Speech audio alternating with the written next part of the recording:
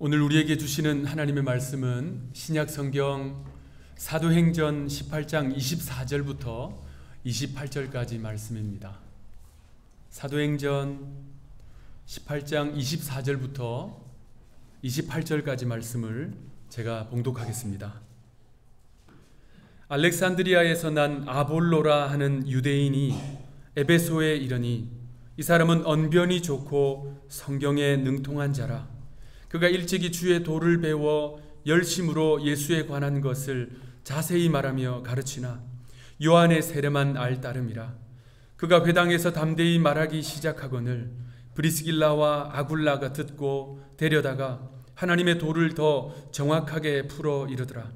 아볼로가 아가야로 건너가고자 하므로 형제들이 그를 격려하며 제자들에게 편지를 써 영접하라 하였더니 그가 감에 은혜로 말미암아 믿는 자들에게 많은 유익을 주니 이는 성경으로서 예수는 그리스도라고 증언하여 공중 앞에서 힘있게 유대인의 말을 이기미러라. 아멘. 줄탁동시라고 하는 한자어가 있습니다. 한자로 줄은요 부수는 소리라는 뜻이고요. 탁은 부리로 쪼다, 이 새의 부리로 쪼다. 동시는 같은 시간 안에 이루어진다, 이런 말이지요.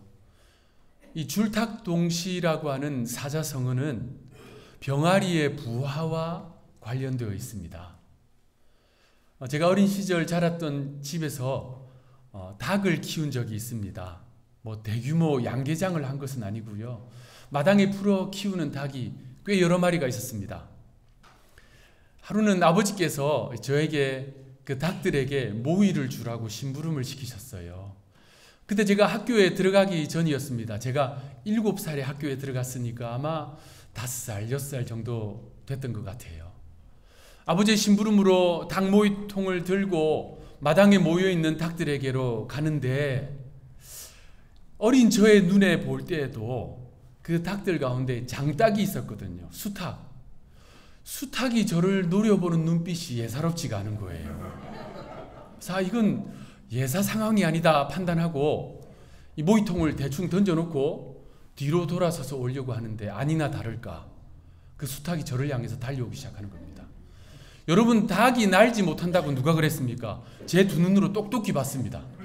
이 수탉이요 엄청 빠른 속도로 달려오더니 두 날개를 펴더니요 헐헐 날아서 저에게 오는 거예요.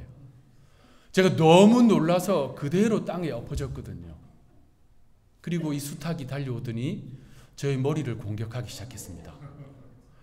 이게 다행히 제가 어렸지만 얼굴은 보호해야 된다고 생각했나 봐요. 그래서 얼굴을 이렇게 보호하고 땅바닥에 엎드렸는데 이 수탉이요 사정없이 저의 뒤통수를 쪼아댔습니다. 피도 났고요. 상처가 깊었어요. 그리고 그 흉이 40년이 넘는 지금까지 아직도 있습니다. 머리를 이제 군대 가서 머리를 짧게 깎아 보니까 그 땜통들이 여러 개가 있더라고요. 제가 너무 놀라고 아파서 소리를 꽥 질렀어요. 그 소리를 듣고 아버지께서 달려오셔가지고 그 닭을 이렇게 쫓아내셨어요. 그리고 며칠 후에 저녁 식탁 위에 난데없이 그 귀한 삼계탕이 올라왔더라고요. 저는 그놈이라는 사실을 나중에 철이 들고 알았습니다. 그래서 생각해보면요. 얼굴을 공격당했으면 어떻게 됐을까? 아마 저는 이 자리에 서 있지 못하겠지요.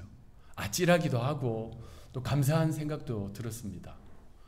제가 크면서 닭 따위는 무섭지 않아 라고 하는 이 담대한 마음이 생기기 전까지 그 트라우마 때문에 늘 닭을 피해 다녔습니다. 지금은 삼계탕도 잘 먹습니다. 그렇게 집에서 이제 닭을 키우다 보니까 병아리가 부화되는 모습을 종종 봤어요. 요즘은 일반 주택에서도 그 부화될 수 있는 계란을 사다가 기계로 부화를 시킵니다. 그런데 시골이고 또 옛날이다 보니까 이 어미닭이 품어서 부화를 시켰어요. 아시는 분들은 아시겠지만 20일을 넘도록 어미닭이 이 계란을 품고 있어요. 그러면요, 이 어미닭이 20일 동안 거의 움직이지도 않아요. 잘 먹지도 않습니다. 그러면 이 어미닭의 이 깃털에 윤기가 다 사라져요. 어떤 경우에는 깃털이 숭숭 빠집니다. 그래서 맨살이 다 드러나요. 그런데도 꿈쩍하지 않고 이 달걀을 품습니다. 우리가 미물이라고 생각하는 닭도 그렇게 모성애가 지극한 것 같아요. 그렇게 한 20일이 지나잖아요. 그러면 이 계란 안에, 달걀 안에 미세한 움직임이, 반응이 생깁니다. 왜 어머니들께서도 아이를 잉태했을 때 그 조그만 움직임도 다 느끼시잖아요. 이 닭도, 어미닭도 그런 거예요. 그리고 며칠이 지나면요, 드디어 이 계란 안에 있는 병아리가 껍질을 쪼기 시작합니다. 힘껏 쪼아요. 일정 시간 안에 이 껍질 밖으로 나오지 못하면 질식해서 죽어요.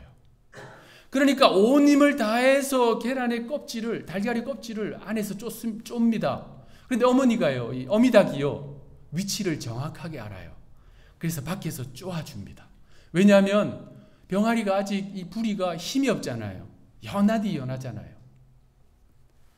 껍질 안에서 병아리가 온 힘을 다해서 껍질을 쪼는 줄, 그리고 껍질 밖에서 어미닭이 쪼아주는 탁, 그것이 동시에 이루어지는 줄탁동시, 그것이 제대로 이루어져야 건강한 생명이 태어납니다. 하나님께서 자연에 심어 놓으신 이 줄탁동시의 원리는 우리의 신앙의 원리이기도 합니다. 하나님과 성도 간의 관계가 그래요. 여러분, 우리의 구원은 전적인 하나님의 은혜입니다. 하나님의 은혜로 우리는 새로 태어났어요. 거듭났어요. 저와 여러분이 마찬가지입니다. 그런데 그 성도가 영적으로 성장하기 위해서는, 성숙하기 위해서는 반드시 자신의 결단과 실천이 필요합니다.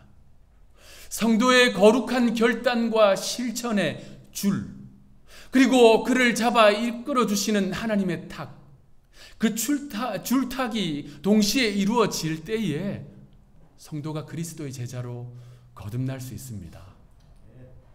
이러한 줄탁 동시의 영적인 원리는 하나님과 성도 간의 관계이기도 하고요, 성도와 성도 간의 관계 안에서도 그대로 이루어집니다. 성경을 살펴보면요, 믿음의 사람들이 하나님의 손에 붙들려서 쓰임 받을 때 꼭 그 주변에는 그를 위해 기도하고 동력하고 헌신하고 신뢰하고 협력하는 믿음의 사람들이 있었다는 거예요. 여러분, 다윗이라는 인물 얼마나 대단한 하나님의 사람입니까? 부족한 점도 있었지만 하나님 마음에 합한 사람이었어요. 그래서 귀한 일에 사용되었습니다. 그런데 다윗이 되기 위해서는요, 요나단이라고 하는 인물의 역할을 우리가 간과해서는 안 됩니다. 요나단은 여러분 아시다시피 이스라엘의 초대왕 사울의 맏아들이었어요. 사울이 만약에 하나님의 사람 사무엘의 영적 지도를 잘 따랐다면 요나단은 이 사울을 이어서 이스라엘의 두 번째 왕이 될 제목이었습니다. 그런데 사울이 어느 순간부터 하나님을 경외하지 않았어요. 하나님을 두려워할 줄을 몰랐습니다. 더군다나 목숨을 걸고 민족을 지키기 위해서 골리앗과 나와 맞붙어서 싸운 이 다윗을 시기했어요. 시기심이 그의 마음을 붙잡다 보니까 이 자신의 마음을 주체하지 못한 것이 사울입니다. 사울이요, 다윗을 여러 번 죽이려고 했잖아요. 심지어 이 다윗을 잡기 위해서 군대를 형성해서 10년 동안 쫓아다녔습니다. 그런데 요나단이 여러 번 다윗을 구해줍니다. 살려줘요. 요나단이 다윗을 처음 만났을 때, 요나단은 왕자 아닙니까? 정확하게 표현하면 왕자들 중에서도 왕위를 이을 왕세자예요. 다윗은 저 시골 목동 출신입니다. 보잘것없는 사람입니다. 그런데 요나단이요, 자신의 겉옷과 갑옷, 활, 칼, 그리고 띠, 그것을 다 벗어줬어요. 속옷 빼고 다 줬습니다. 부족해 보이고 참 작아 보이고 보잘것 없어 보이는 다윗을 향한 우정이요, 정말 뜨거웠습니다. 아버지 사울 왕이 다윗을 죽이려고 했을 때 여러 번 방패가 돼줍니다. 변호인이 되줬다는 말이에요. 훗날 이 사울의 왕가가 블레셋과 전쟁을 치르다가 사울 왕과 또 왕위를 이을 요나단이 그 전쟁에서 전사합니다. 그러면서 이 사울 왕가가 하루아침에 몰락해요. 그리고 자연스럽게 다윗이 다음 왕위에 오릅니다. 왕위에 오른 다윗이요, 아주 중요하게 여기고 꼭 실천한 일이 있어요. 전사한 요나단에게 유일한 아들이 있었어요. 무비보셋이라고 하는 아들입니다. 그 아들을 자신의 왕궁으로 초대합니다. 사울과 요나단이 전쟁에 나가서 전사할 그때 무비보셋이라고 하는 아들이요, 5살이었어요. 그런데 전쟁이 일어났고 왕가가 몰락했다는 그 소식을 전해 들은 무비보셋의 유모가 이 아들 살리겠다고 끌어안고 도망가기 시작했어요. 그런데 빨리 뛰다가 그만 이 무비보셋을 땅바닥에 떨어뜨리고 맙니다. 그래서 이 아이가요, 2 다리를 심하게 다칩니다. 그때부터 무비보셋은 일생 2 다리를 저는 제대로 걷지 못하는 큰 장애를 안고 살았어요. 자, 여러분, 몰락한 왕가예요. 다윗을 죽이려고 했던 그 왕가 아닙니까? 그 왕가의 후손, 그리고 2 다리를 절어서 제대로 걷지도 못하는, 구약의 율법에 따르면 그런 사람들은 부정하다라고 여겨졌어요. 그런 무비보셋을 다윗은 자신의 왕궁으로 초대했어요. 왕자처럼 대했습니다. 늘 다윗이 식사하는 그 식탁으로 초대했어요. 더 나아가 빼앗긴 이 사울 왕가의 모든 재산을 되찾아서 무비보셋에게 주었습니다. 다윗은 자신이 죽을 때까지 왕자 같은 이 권리를 보장해 줬어요. 다윗이 왜 그랬겠습니까? 자신이 왕이 되는 그 길에 있어서 요나단의 그 도움, 배려, 신뢰, 동력이 너무나도 감사한 거예요. 다윗이 될 수 있었던 것은 무비보셋, 그 아버지 이 요나단의 역할을 우리가 간과해서는 안 되는 것입니다. 이러한 신앙의 줄탁 동시에 영적 원리는 신약에도 그대로 나타납니다. 우리가 지금 사도행전을 주일에 쭉 살펴보고 있잖아요. 그러니까 바울이라는 인물을 자세히 살펴볼 수밖에 없습니다. 그런데 이 바울이 될 수 있었던 것은요, 바나바의 역할이 있었기 때문입니다. 우리가 몇 개월 전에 살펴보았듯이 바나바는 초대 예루살렘 교회에서 칭찬 듣는 교회의 지도자였습니다. 그는 키프로스에서 태어났어요. 레위 이 혈통의 사람이었습니다. 어떤 계기로 예루살렘에 와서 복음을 받아들였습니다. 그의 본명은 요셉이었어요. 그런데 교회 성도들은 그를 요셉이라 부르지 않았어요. 바나바라고 하는 별명으로 불렀습니다. 바나바라고 하는 말의 뜻은 위로의 아들입니다. 위로의 아들. NIV 성경은 그것을 Son of Encouragement라고 번역하고 있어요. Encouragement를 잘하는 사람. 여러분, 초대교회 당시 예루살렘 교회는 늘 위험과 위기가 주변에 도사리고 있는 상황이었어요. 그러니 불안하고 두렵고 떨리는 상황이지요. 그런 상황에서 바나바를 딱 만나면 위로가 되는 거예요. 용기가 생기는 거예요. 절망하고 낙심했는데 그래, 다시 한 번 더 예수님 붙들고 믿음으로 살아보자, 이런 마음이 생기는 것입니다. 여러분, 어떤 것이 그리스도인의 성품에 합당한 것일까요? 1번 위로의 사람, 2번 정죄의 사람. 여러분 어렵지 않잖아요. 위로의 사람은 이런 것입니다. 그를 딱 만나면요, 용기가 생겨. 나 저 사람과 대화하고 나면 힘이 생겨. 믿음의 길을 가야겠다는 결단이 생겨. 이런 사람이 위로의 사람입니다.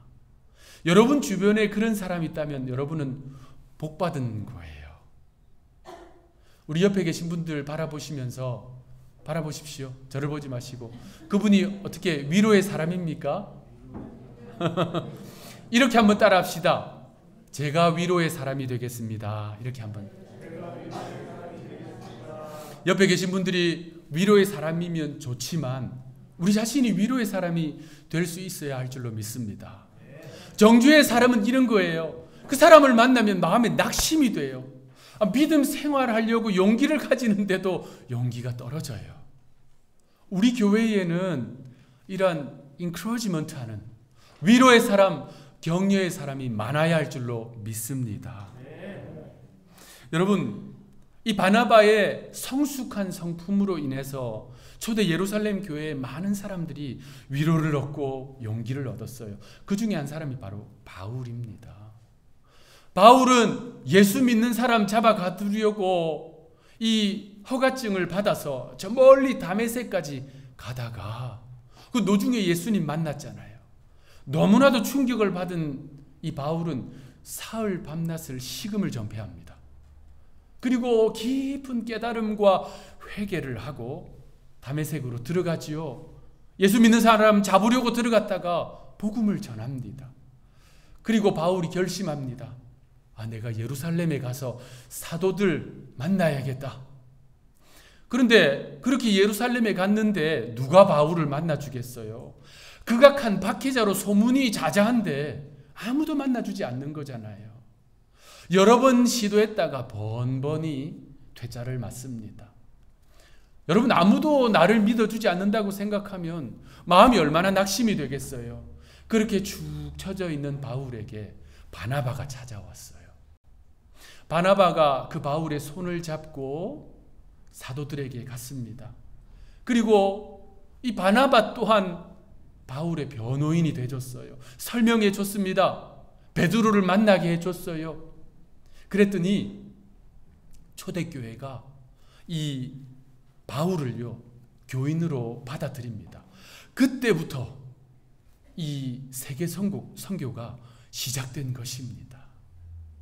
여러분, 그러한 이 사울, 박해자 사울이요, 복음 전도자 바울이 될 수 있었던 것은 바나바의 역할이 있었기 때문입니다.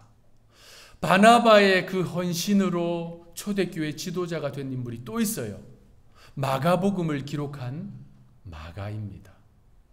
마가의 집은 초대교회에서 유명한 아주 부유한 집이었어요. 120명, 130명이 한꺼번에 모일 수 있는 다락방을 가지고 있는 그런 집이었어요. 그곳에 성령이 임했잖아요. 그래서 교회가 그 마가의 집에서부터 시작됐습니다. 그렇게 부유하게 자란 이 마가는요, 큰 어려움을 몰랐어요. 그런데 복음을 받아들이고 바울과 바나바가 선교를 떠나자 그 선교팀에 동참합니다. 그런데 가보니까 어때요? 너무나도 힘들고 어려운 거예요. 핍박이 끊이지 않는 것입니다. 그래서 이 마가가 선교하다가 도중에 포기해버리고 집으로 돌아갑니다. 바울은요, 그런 마가를 탐탁지 않게 여겼습니다. 그런데 이 바나바는 마가를 품어줘요. 이해해 줍니다. 마가가 다시 믿음으로 일어설 수 있도록 붙잡아 줍니다. 그랬더니 마가가요, 그 바나바의 도움을 힘입어서 다시 일어나요. 그리고 다시 선교지로 나아갑니다.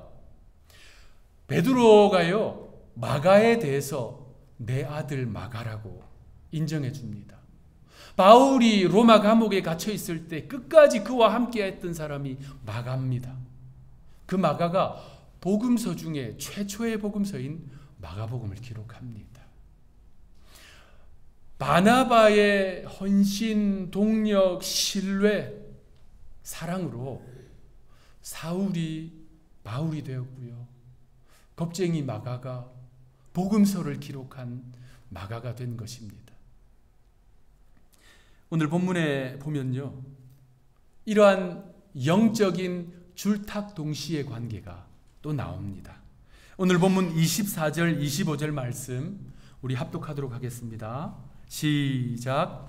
알렉산드리아에서 난 아볼로라 하는 유대인이 에베소에 이르니 이 사람은 언변이 좋고 성경에 능통한 자라. 그가 일찍이 주의 도를 배워 열심히 그것을 자세히 말하며 가르치나 요한의 세례만 알 따름이라. 자, 아볼로라고 하는 인물이 등장합니다.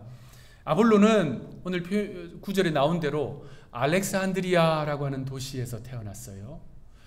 그곳에서 태어나고 자란 디아스포라 유대인입니다. 성경에 보니까 아볼로는 여러 가지 장점을 가지고 있습니다. 첫 번째는 언변이 뛰어난 사람이었어요. 말을 아주 잘하는 사람이었습니다. 그런데다가 성경에 능통한 사람이었다라는 것입니다. 여기서 말하는 성경은 구약 성경을 말하는 거예요.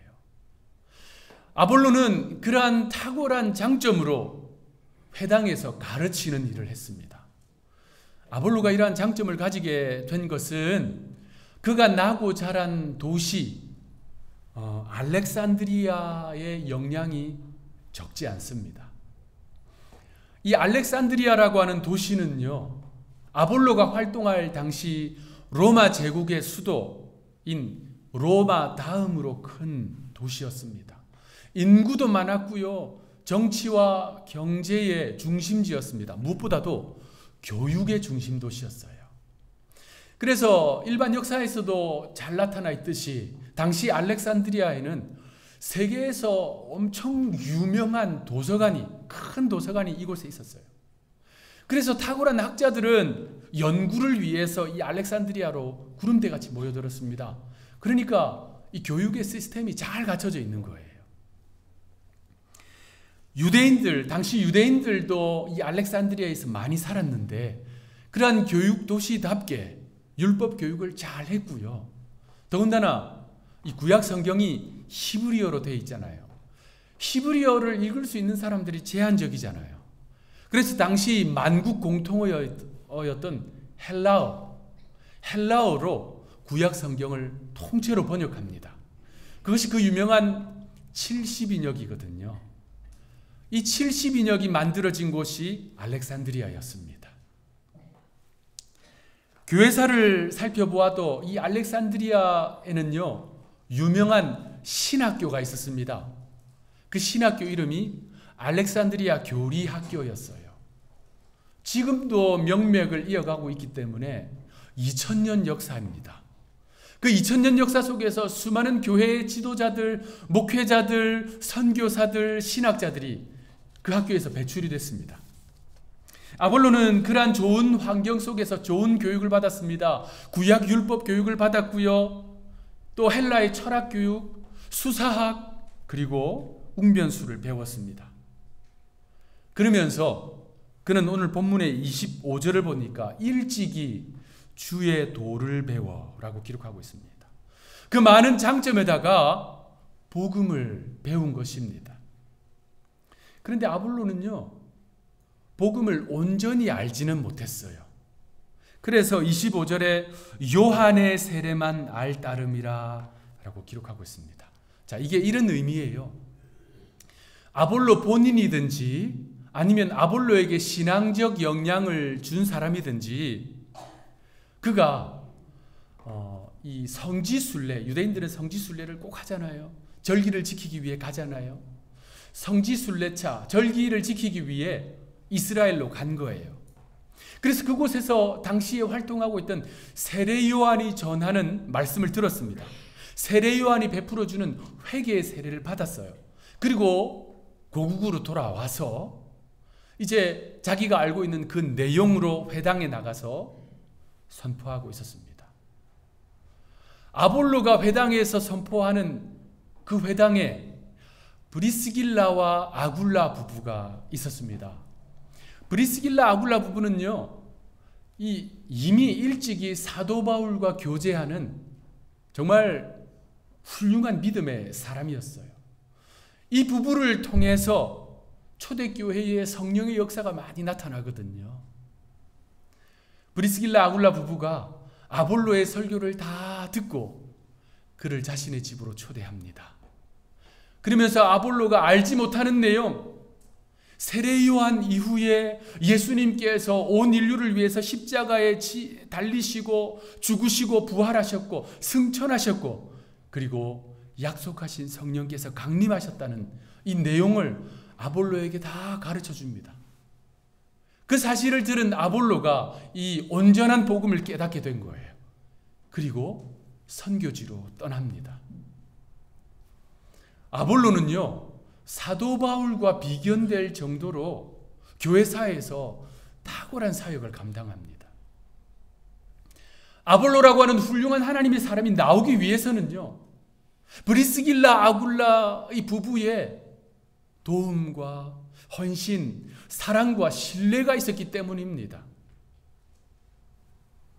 지금까지의 저희 목회의 여정을 쭉 살펴보면 성도들의 배려와 동력, 사랑과 헌신이 있었고 그것으로 목회자가 하나님의 사역을 감당하게 된다는 사실에 대해서 저는 의심을 전혀 하지 않습니다. 목회자뿐만 아니라 모든 성도들도 마찬가지입니다. 어떤 성도이든지 믿음으로 바로 서기 위해서는요, 누군가의 기도가 꼭 필요합니다.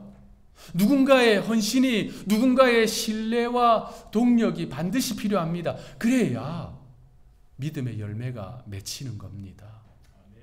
그래서 하나님께서 잠언 27장 17절을 통해서 우리에게 말씀하십니다. 우리 함께 읽도록 하겠습니다.